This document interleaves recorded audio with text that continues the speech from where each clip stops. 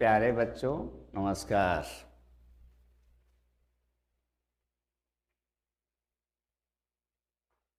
पिछले वीडियो में मैं फ्यूचर परफेक्ट टेंस खत्म कर चुका हूं।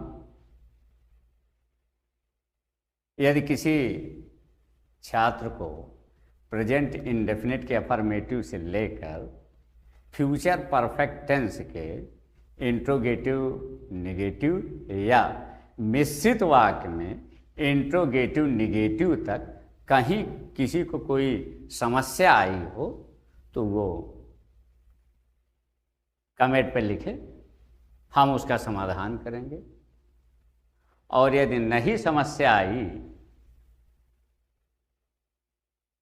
तो बहुत अच्छी बात है, एक्सरसाइज कीजिए किताब उठा के। कोई समस्या आती है, कभी भी आती है, तो कमेंट में लिखिएगा, हम उसका समाधान बताएंगे। यदि समस्या नहीं आई है तो अब तो हम उसके आगे चलेंगे। फिर आज अब हम उसके आगे क्या पढ़ाएंगे? फ्यूचर परफेक्ट कंटीन्यूअस टेंस का अफर्मेटिव सेंटेंस। ठीक, ये देखिए,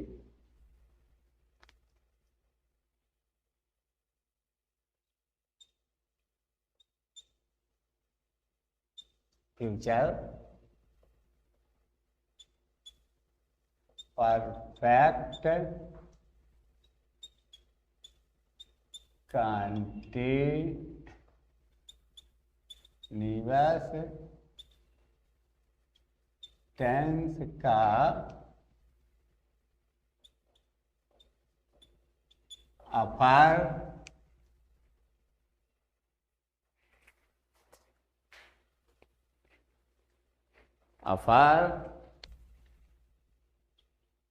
अफर्मेटिव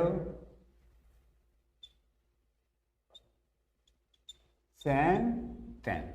ठीक, ये देखिए, फ्यूचर परफेक्ट कंटीन्यूअस टेंस का अफर्मेटिव सेंटेंस। ठीक,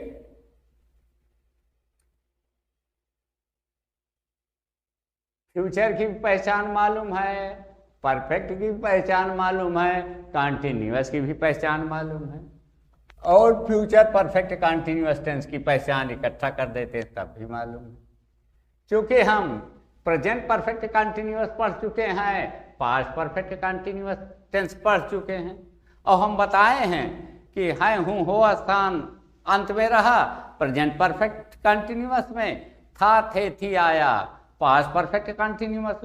उसी तरह से उसी है हूँ हो के स्थान पे या था थे थी के स्थान पे हम गा गे गी कर देंगे, वो फ्यूचर परफेक्ट कंटीन्यूअस टेंस की पहचान हो जाएगी। ठीक, जब मैं प्रेजेंट परफेक्ट कंटीन्यूअस टेंस पढ़ा रहा था तो वहां पर भी प्रेजेंट परफेक्ट कंटीन्यूअस टेंस की पहचान दो बताया था ना। जब पास्ट परफेक्ट कंटीन्यूअस टेंस पढ़ा रहा था तो वहां पर भी इसकी पहचान दो बताया था ना। उसी तरह से यहां पर भी फ्यूचर परफेक्ट कंटीन्यूअस टेंस की पहचान भी दो तरीके से है। ठीक है ना, उन दोनों को हम यहां पे फिर से बता दे रहे हैं। ठीक, ये देखिए,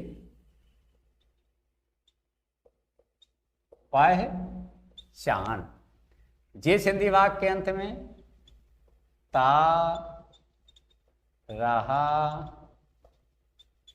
होगा, ती रही होगी, ते रहे होंगे। ठीक, ता रहा हूँगा। एक पहचान, ता रहा होगा, ती रही होगी, ते रहे होंगे, ता रहा होगा। जब प्रेजेंट परफेक्ट कंटिन्यूअस टेंस पढ़ा रहा था, तो उसकी पहचान क्या बताया था? ता रहा है, ती रही है, ते रहे हैं। ता रहा है, ती रही है, ते रहे हैं, ता रहा हूं, ये बताया था, याद है ना? नहीं, कॉपी खोल के देख लीजिएगा। जब पास्ट परफेक्ट कंटिन्यूअस टेंस पढ़ा रहा था तो उसी हाय हूं हो के स्थान पे क्या बताया था? ता रहा था, ती रही थी, ते रहे थे, ता रहा था, ये बताया था। उसी तरह से फ्यूचर परफेक्ट कंटिन्यूअस टेंस में वही हाय हूं हो के स्थान पे गा गे गी होता गया। ता रहा होगा, ती रही होगी, ते रहे होंगे, ता रहा होगा। एक पहचान ये, ठीक, एक पहचान ये। इसका अनुवाद बनाने के नियम भी हम लिख देते हैं, क्योंकि अफर्मेटिव है तो सबसे पहले तो कर्ता तो आएगा ही, साधारण वाक्य। कर्ता धन शैल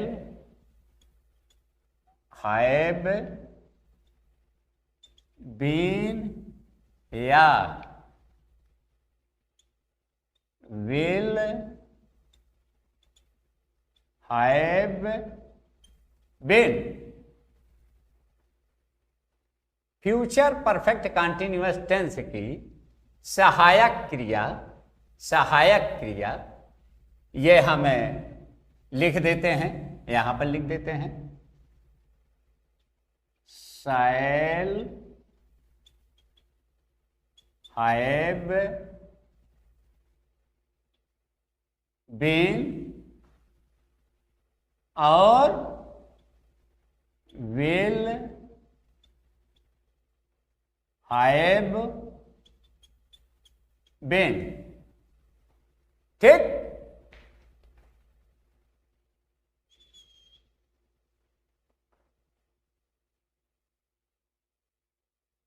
ठीक, फ्यूचर परफेक्ट कंटिन्यूअस टेंस की सहायक क्रिया है, क्या है?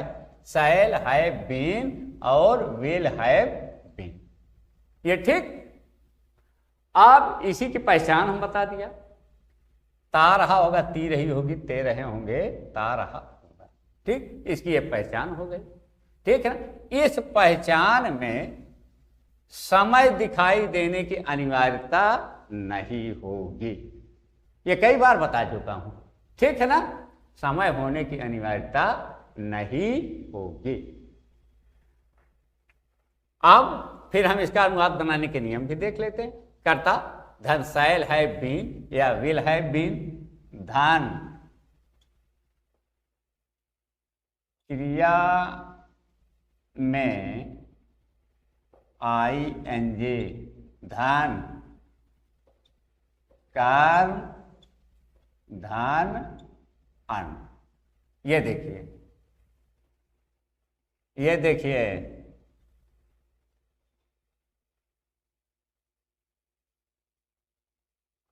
ये देखिए,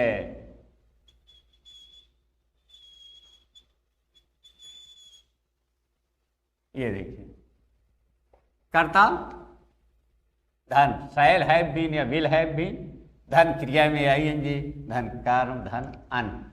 ये पहचान है, ये पहचान है ना? ये पहचान, इसका अनुवाद बनाने के नियम ये, इसका अनुवाद बनाने के नियम ये, ठीक।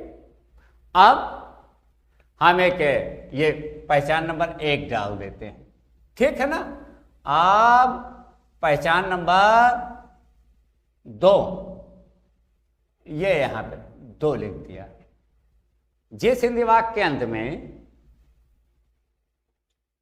रहा होगा, रही होगी,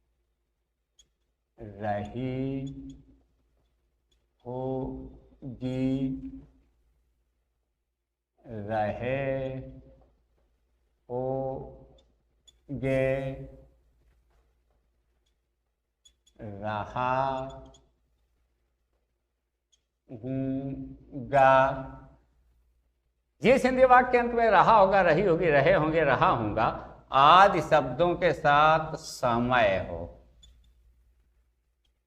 ये पहचान होगी तो समय जरूर रहेगा। अगर समय रहा नहीं रहा और ये पहचान रही तो ये फिर फ्यूचर परफेक्ट कंटिन्यूअस टेंस नहीं होगा, ये तो फ्यूचर कंटिन्यूअस हो जाएगा। इस पहचान के साथ समय जरूर रहेगा और इस पहचान के साथ समय की कोई बाध्यता नहीं है। ठीक, हाँ। अब आगे देखिए, समय रहा,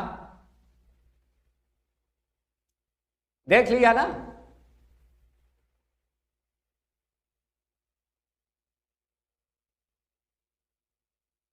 इसकी पहचान ये है, देखिए, रहा होगा, रही होगी, रहे होंगे, रहा होगा आदि शब्दों के साथ समय होगा। पहचान नंबर 1 जिसका अनुवाद बनाने का नियम ये है। पहचान नंबर 2 जिसका अनुवाद बनाने के नियम, पहचान नंबर 2 ये है जिसका अनुवाद बनाने के नियम ये मैं लिख रहा हूं। कर्ता धन शैल हैव बीन या विल हैव बीन धन क्रिया में ING धन कर्म धन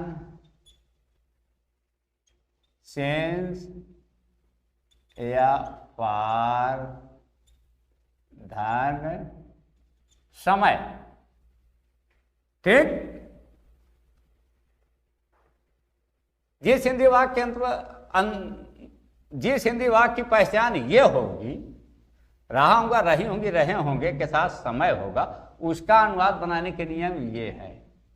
उसका अनुवाद बनाने का नियम ये, ठीक, उसका अनुवाद बनाने के नियम ये। जिसकी पहचान ये होगी उसका अनुवाद बनाने का नियम ये।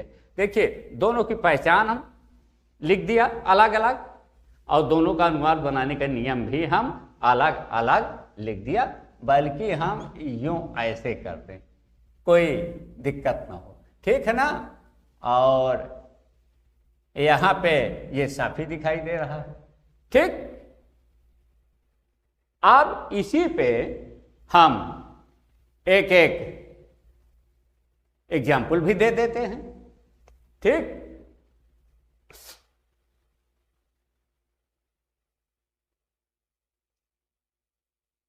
वह अपना काम करता रहा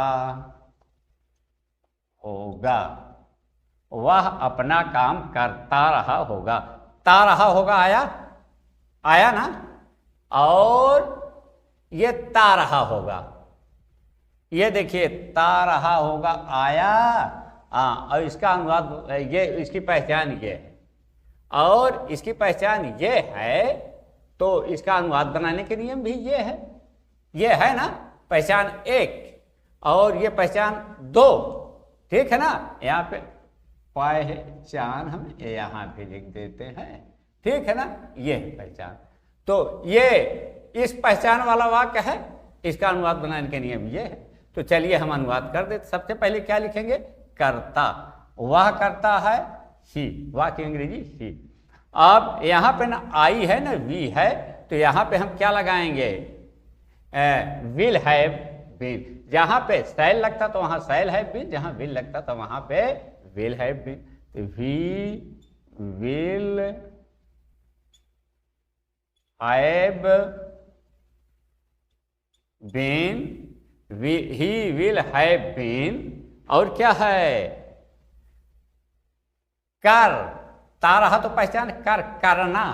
करना, करना की अंग्रेजी होती है डू, और इसी में ING देख लीजिए, क्रिया में ING लिखा होगा। उसके बाद कर्म। कर्म क्या है? अपना काम। बहुत बार अपने और काम पे चर्चा हो चुकी है, बार बार नहीं।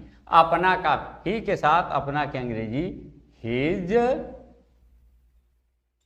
वर्क, वह अपना काम करता रहा होगा।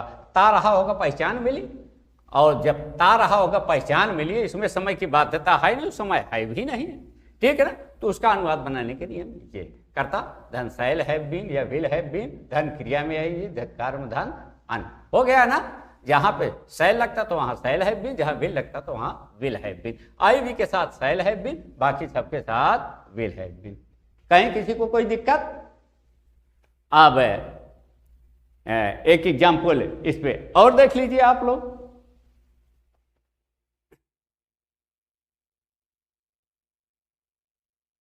हम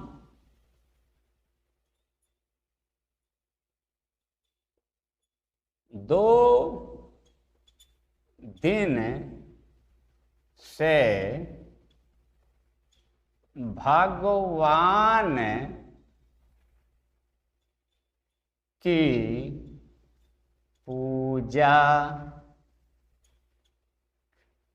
पूजा करते रहे होंगे। ये देखिए, हम 2 दिन से भगवान की पूजा करते रहे होंगे, ठीक है ना। यहां पे देख लीजिए, जो मेरा बताने का मतलब है वो ये है, यहां पे ते रहे होंगे, ये भी पहचान कहीं होगी, ते रहे होंगे, ये आया है ना।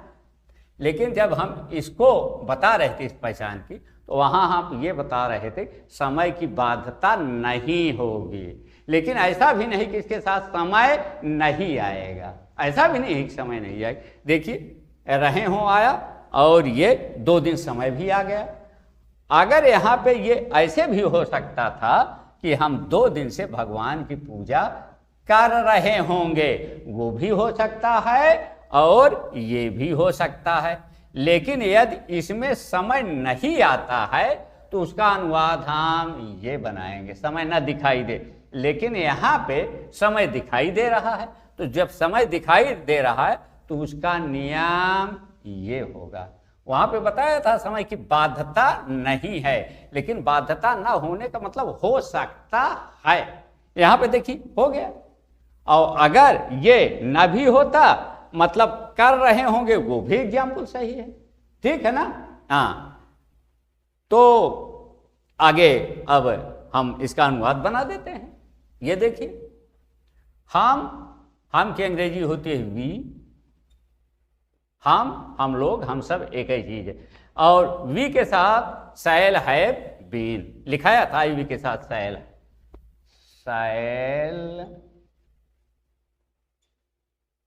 Have, we shall have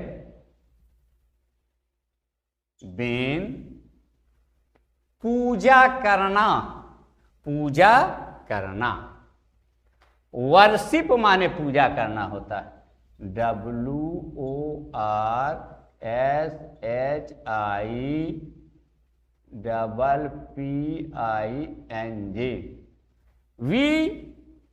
we shall have been worshipping किसकी?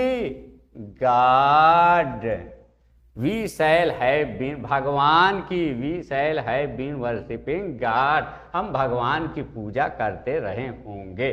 अब समय दिया गया है 2 दिन से, अनिश्चित समय के लिए पार, निश्चित समय के लिए सिंह। इसको बहुत बार बता चुका हूं, अब यहां बार बार बताने की जरूरत नहीं है। 2 दिन अनिश्चित समय है, पार। अब सिंह से पार हो गया, समय 2 डेज, ठीक। कहीं किसी को कोई दिक्कत? कहीं किसी को कोई दिक्कत नहीं? दिक्कत है, दिक्कत थोड़ी सी दिक्कत है, तुम लोग पूछे नहीं, लेकिन बिना पूछे हम बता रहे हैं। ये अनुवाद तो तुम्हारा सही है, ये अनुवाद तो तुम्हारा सही। एक छोटी सी भूल आप लोग करते हैं, या समझते नहीं, या पढ़ाया नहीं गया, समयाभाव में गुरुजी ने बताया नहीं, ठीक है ना। ये देखिए, वर्शिप की स्पेलिंग यहाँ पे होती है WORSHIP, यही होती है।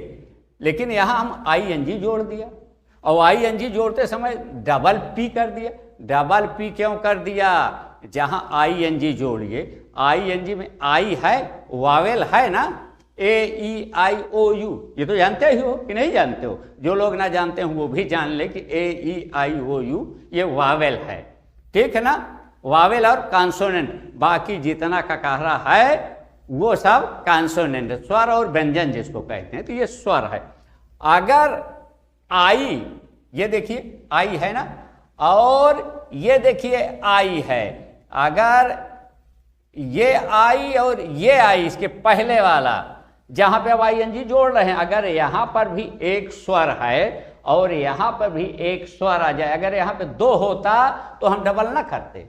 जहां पे आगे भी एक स्वर, पीछे भी एक स्वर, तो वहां पे वो शब्द डबल हो जाता है। इसका मतलब समझे ना, पी अकेले थी, पी अकेले थी, इसके पहले आई एक स्वर आया है, अब आईएनजी जोड़ते समय उसके बाद भी एक स्वर आ रहा है आई, तो वही डबल पी हो गई। ये बात कंफ्यूजन दूर, ठीक।